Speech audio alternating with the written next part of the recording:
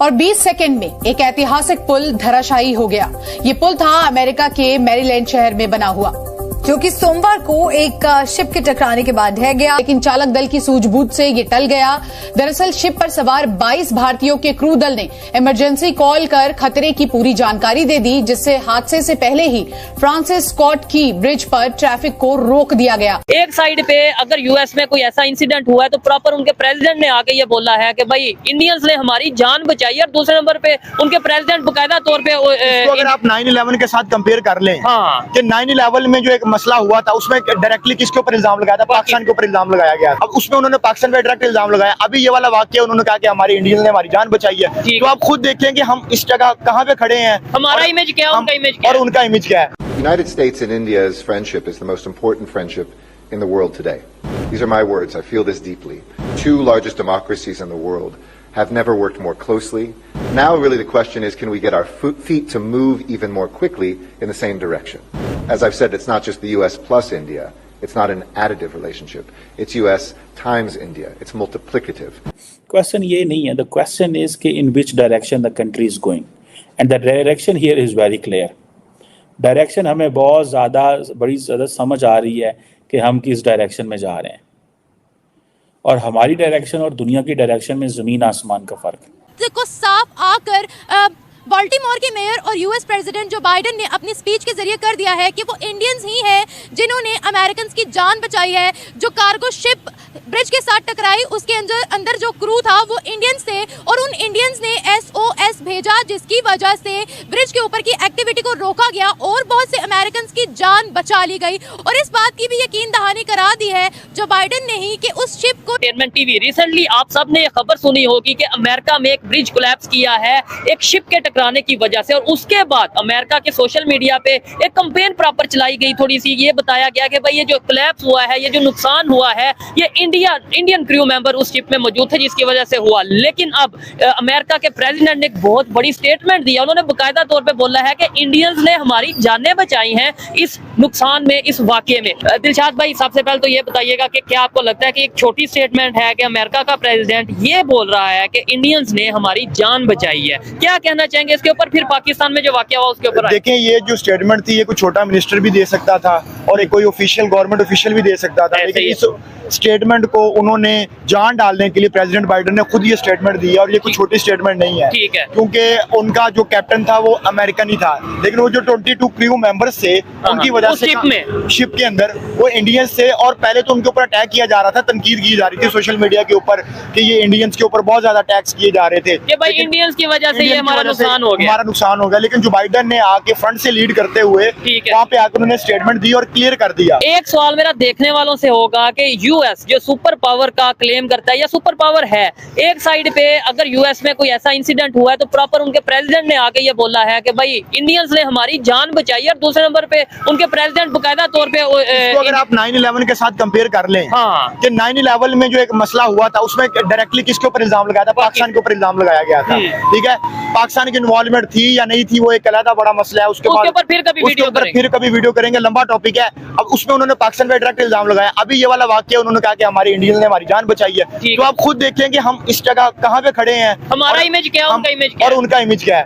अब कोई भी मुल्क जो है ना वो इंडिया के खिलाफ बात करते है उससे पहले 100 दफा सोचता है, और हमारे खिलाफ बात करने के लिए छोटा से छोटा मुल्क उठ के स्टेटमेंट दे देता है। ठीक हो गया, ठीक है। और यहाँ तक के डोनाल्ड लू जैसे लोग जो अमेरिका के अंदर एक छोटा सा ऑफिशियल है, ठीक है, वो एक डेमोक्रेटिक मुल्क जो मेरे ख्याल आबादी के लिए आसिम छठा बड़ा मुल्क है, ठीक है, उसको आके वो बातें सुना के चला जाता है, धमकियां लगा के चला जाता है। ठीक है, आप खुद हिसाब लगा लें कि आपने अपना म्यार कहां तक गिरा चुके हैं, आपका स्टेटस इंटरनेशनल दुनिया के अंदर कहां पे है, कि एक छोटा सा ऑफिशियल डोनाल्ड लू, ठीक है, बड़ा मशहूर जमाना है पाकिस्तान के अंदर, ठीक है, उसकी कोई वर्थ नहीं है। ये वर्थ पाकिस्तान की जो इमेज है या हमारा जो इंटरनेशनल लेवल पे एक इमेज है वो कैसे बेहतर होगा, कैसे हम एक स्टैंड रखेंगे? और दूसरी तरफ जो बाइडेन जो स्टेटमेंट दी है ये बहुत बड़ी स्टेटमेंट है, क्योंकि ये स्टेटमेंट कोई और बंदा भी आके दे सकता है। नहीं, इसमें ये है ना कि आज से अगर 10 साल पहले की बात की जाए तो यूएस में रेसिज्म के 10 साल क्या 5-6 साल पहले भी ये ऐसी स्टेटमेंट हमें देखने को मिलती थी। इंडिया को थर्ड वर्ल्ड कंट्री, पाकिस्तान तो अभी भी थर्ड वर्ल्ड कंट्री कहा जाता था, समझा जाता था। लेकिन अब जो सोच बदली है उस सोच बदलने की रीजन क्या हो सकती है, मतलब क्या वजह, क्या गया, वो आप सोच ये तो बदलने नहीं की- कह सकते कि भाई जो बाइडन डर गया, मतलब ऐसा तो नहीं कह सकते, कोई रीजन होगी, कोई लॉजिक होगी। एक तो ये है कि बात भी उन्होंने सच की है, लेकिन क्या आप समझते हैं? मेरा ख्याल है इसमें कामयाब डिप्लोमेसी ये चीज है। लेकिन दूसरे नंबर पे अगर हम बात करें इमेज की, जैसे रेसिज्म इंडियंस के अगेंस्ट जो सा अमेरिका में हमें थोड़ा बहुत देखने को मिलता था, सोशल मीडिया पे देखने को मिलता था, वो कम हो गया, उसकी रीजन क्या है? उसके रीजन सबसे ज्यादा है उनकी कामयाब डिप्लोमेसी, ठीक है। सियासी इस्तेहकाम, उसके बाद मुआशी इस्तेहकाम, उनकी इकोनॉमी, और उसके बाद जो रिसेंटली 2-3 बड़े जैसे कि G20 हुआ, हाँ, बिल्कुल ठीक ऐसे ही है, है। उसकी वजह से उनके बहुत मामला बेहतर हुए। और पाकिस्तान के अंदर ऐसा हमें कोई इंटरनेशनल इवेंट होता नजर नहीं है। नजर आया। ठीक है, आज- बिल्कुल भी नहीं ऐसे आज अमेरिका के जो बाइडेन ने, अमेरिका के प्रेसिडेंट ने इंडिया का नाम ले गया प्रेस कॉन्फ्रेंस के अंदर अच्छे अल्फाज से।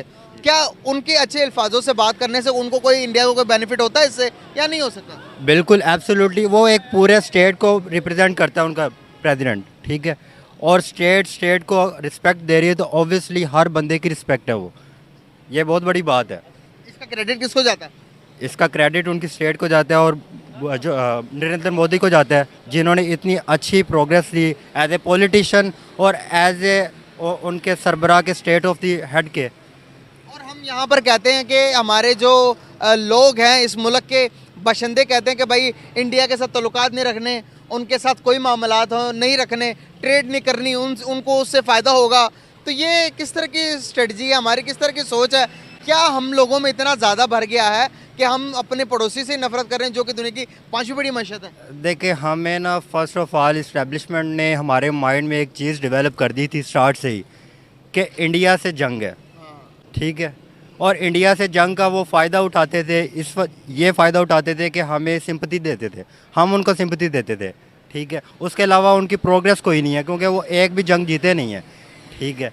और हमारा वही टाकरा, जैसे इंडिया पाकिस्तान पाक भारत टाकरा हो गया, ठीक है, ये राइवलरी खुद क्रिएट की गई है, ठीक है, और ये मैस के अलावा, नैरो माइंडसेट के अलावा और कुछ भी नहीं है। क्या हम एक्सट्रीमिस्ट हैं, मजहबी एक्सट्रीमिस्ट हैं हम? एज ए नेशन हम एक्सट्रीमिस्ट नहीं हैं। हमारे पॉलिटिशियन एक्सट्रीमिस्ट हो सकते हैं, उनका नैरेटिव एक्सट्रीमिस्ट हो सकता है, लेकिन as a nation we loved India, we loved Indian country and we love to trade. अच्छा, या आपने ये बहुत बड़ी स्टेटमेंट दे दी है कि वी लव इंडिया। यहाँ पर बोलने से पहले 1000 मरतबा सोचेगी कोई भी पब्लिक, कोई भी नॉर्मल से नॉर्मल आदमी सोचेगा कि यार मुझ पे कोई फतवा ना लग जाए, मुझ पे ये फतवा ना लग जाए कि भाई ये तो गद्दारी वतन है, यहाँ पर तो इंडिया से मोहब्बत का मतलब ही गद्दारी वतन करार दिया जाता है। जब पाकिस्तान डेवलप हुआ था और कायदे आज़म ने ये कहा था कि पाकिस्तान के अंदर जितने भी